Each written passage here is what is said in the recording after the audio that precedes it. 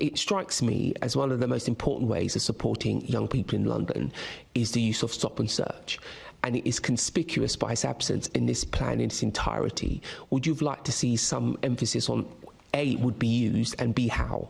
63% want more use of stop and search, particularly when it's accompanied by a clear explanation by the officers of why it's happening. And in fact, support for stop and search has increased amongst young people, the 18 to 34 cohort, over the last 5 years, I think as a consequence of some of this messaging that has come alongside it, that saying how it can save lives. And when we speak to victims' families, unfortunately, who have gone through the most terrible, challenging and horrible times of their lives, what they often say to us is that they would like to see more, not less, police involvement in their communities around stop and search. I know 5 people personally, one who's had 2 children murdered in their family, who would beg the police to do that. I used to be a member of 2 separate gangs, and when they are asked about stop and search, almost universally they added, that's why I'm armed, Shaun, because I won't be stopped and I won't be searched. I'm clear to carry my weapon. The usual suspects get to talk about gangs and stop and search and drugs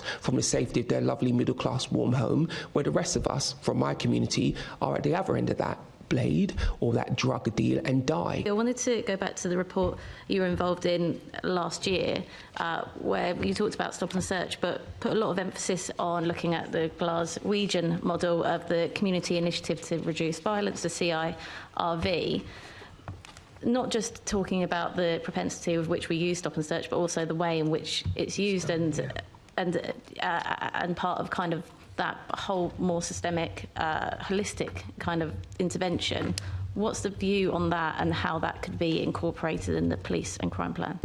Academic studies have showed it is not necessary the kind of deterrent effect is not actually on the harshness of the enforcement, it's on the clarity that it will happen. So the fact that someone's certain that it will happen is the biggest deterrent effect. But alongside the use of stop and search, it's very important that young people, which is predominantly kind of targeted on, have a route out of why they feel like their situation is not particularly kind of one that they want to continue. So whether that be through mentoring or education or employment opportunities, that is a clear route out. And alongside that as well, engagement with community leaders is a really important asset.